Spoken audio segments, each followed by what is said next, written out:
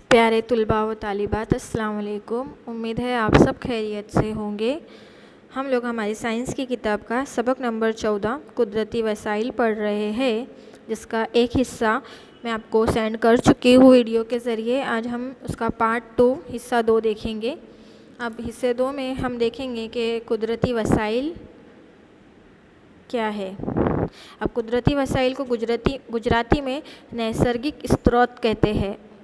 अब कुदरती वसाइल, तो वसाइल का मतलब होता है कि हम किसके ज़रिए ज़िंदगी जी रहे हैं, यानी हमारी ज़िंदगी किन चीज़ों के ऊपर मुमकिन है। तो सबसे पहले हमारी ज़िंदगी तो मुमकिन है हमारी कुदरती दौलत पर। जैसे हमारी कुदरती दौलत है हवा, पानी और ज़मीन। ये 3 चीज़ों से मिलकर हमारी जो ज़िंदगी है वो मुमकिन बनी है। दीगर ज़रूरतें भी है, लेकिन दीगर ज़रूरतें इतनी अहम नहीं है। अगर ये 3 चीज़ें ही नहीं रहेंगी तो हमारी ज़िंदगी मुमकिन कैसे होंगी। तो ये 3 चीज़ों के ऊपर हमारी ज़िंदगी का जो है वजूद है, और ये हमारी ज़िंदगी के सबसे अहम तरीन वसाइल है। हवा अगर नहीं रहेंगी तो हम सांस कैसे लेंगे। अगर हम सांस नहीं लेंगे तो हम 2 मिनट भी सांस लिए बिना ज़िंदा नहीं रह सकते, है ना। इसी तरीके से पानी हमारी ज़िंदगी की अशद तरीन ज़रूरत है। अगर पानी नहीं मिलेगा तो हमारे एक दिन के लिए सिर्फ बग़ैर पानी पीने का सोचो तो कैसा महसूस होगा। हमारी सारी ज़िंदगी सी रुकी हुई महसूस होगी, क्योंकि पानी के बिना हमारा हर काम अधूरे है। इसी तरीके से ज़मीन, जिसके ऊपर हम ज़िंदगी जी रहे हैं, तो ये ज़मीन जो है सबसे अहम तरीन हिस्सा है। इसके ऊपर हम रह रहे हैं। अगर हमारी ज़मीन ही छीन गई तो हम कहाँ रहेंगे। से बहुत सारे सवालात अगर हम सोचें हमारे कुदरती वसाइल को लेकर, तो हम इसके बारे में, इसकी अहमियत को और अच्छे तरीके से जान सकते हैं। तो आज इंसान जो ज़िंदगी जी रहा है वो इन्हीं चीज़ों के ऊपर मुश्तमिल ज़िंदगी को गुजार रहा है। अब आगे देखेंगे कुर्रे हयात की किस्में। अब कुर्रे हयात यानी यही कुदरती वसाइल कितनी किस्मों के ऊपर इसका वजूद है। तो इसकी 3 ही किस्में, जैसे पहली स्लाइड में देखें, हवा, पानी और ज़मीन। अब हवा को कहते हैं हवाई कुर्रा, पानी को कहते हैं आबी कुर्रा और ज़मीन को कहते हैं हिजरी कुर्रा। तो ये कुर्रेबाद यानी हमारे कुदरती वसाइल के 3 अहम तरीन हिस्से हैं। इसमें सबसे ऊपर ज़मीन। अब ज़मीन जो है सबसे बैरूनी तय है, यानी कुर्रे हिजरी यानी ज़मीन, जिसको लिटोस्फेयर भी कहते हैं, वो मुकम्मल तौर पर हवा ने, अब देखो ज़मीन के ऊपर हम रह रहे हैं, हम जिस ज़मीन पर रह रहे हैं उसी ज़मीन पर हवा भी मौजूद है और पानी का भी वजूद है। तो जो हवा है वो हवा ने यानी कुर्रेबाद ने ज़मीन को मुकम्मल तौर पर कंबल की तरह ढक लिया, यानी एक कंबल की तरह पूरी ज़मीन को हवा ने ढका हुआ है। जैसे कोई चीज़ को हम कैसे सेफली उड़ा देते हैं, ढांक लेते हैं, तो ऐसे ही हवा ने पूरी ज़मीन को मुकम्मल तौर पर कंबल के मानिंद ढका हुआ है। और ज़मीन का 75% हिस्सा इसी ज़मीन पर पानी का है, यानी कुर्रे आब का है, जिसे हम कुर्रे आब भी कहते हैं। इसी तरीके से हवा, पानी, मिट्टी कुर्रे हयात की गैर हयातियाती अवामिल है, यानी ये इसके ऊपर हमारी ज़िंदगी का सबसे अहम तरीन जुज़्व, यानी गैर हयातियाती, जिसे हम महसूस करते हैं, जिसकी हमको ज़रूरत तो होती है लेकिन हम उसको देख नहीं सकते, महसूस करते हैं सिर्फ, है ना। तो ये गैर हयातियाती अवामिल में आएगा। कौन कौन? पानी, हवा और मिट्टी।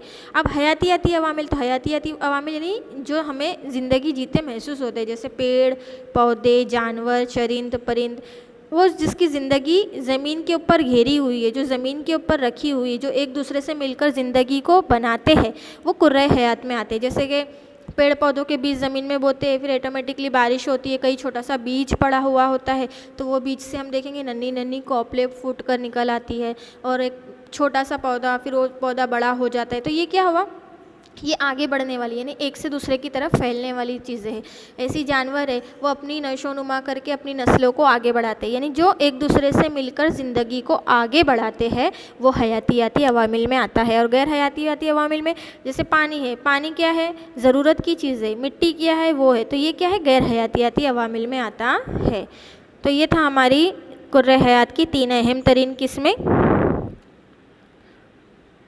अब यही कुदरती वसाइल की किस्में यहाँ पे मैंने फ़ोटो के ज़रिए आपको समझाने की कोशिश की है कि देखो vegetation, animals, minerals, water, soil, समझते हैं आपके पेड़ पौधे, वेजिटेशन, एनिमल्स जो है हमारे एक दूसरे से मिलकर ज़िंदगी को आगे बढ़ाते हैं, मिनरल्स मिट्टी हमारी ज़िंदगी का अहम तरीन हिस्सा, सॉइल मिट्टी, अब ये सॉइल जो है ये मिट्टी है और इसमें मौजूद जो मादनियात है वो मादनियात को मिनरल कहते हैं। और उसके बाद पानी, तो कुर्रे अर्ज़ पर जानवरों की बका यानी ज़िंदगी जीना और उनकी बुनियादी ज़रूरतें पूरी करने के लिए हवा, पानी और ज़मीन जैसे अहम अज्जा होते हैं और उन्हें कुदरती वसाइल कहते हैं। अगर कोई तारीफ़ पूछता है तो हम ये तारीफ़ लिख सकते हैं। तो ये था हमारा कुदरती वसाइल का एक डिस्क्राइब किया मैंने फ़ोटो समझने के लिए आपको कि इसके अंदर ये जो मिट्टी है, मिनरल्स है, पानी है, ये गैर हयातियाती अवामिल है और हयातियाती अवामिल क्या है? पेड़ पौधे और जानवर, ये है हमारे ऊपर वाले हयातियाती अवामिल है और ये जो नीचे के हिस्से के दिए गए ये हमारे गैर हयातियाती अवामिल है। और इसके अलावा अगर तारीफ़ कोई पूछे तो ये तारीफ़ हम कुदरती वसाइल की लिख सकते हैं। इम्तिहान में 2 मार्क्स के लिए पूछी जाती है तारीफ़ या कभी कभी 1 मार्क्स के लिए, ठीक है। तो इसको उम्मीद है कि आप अच्छे से समझ कर लिखने की कोशिश करेंगे।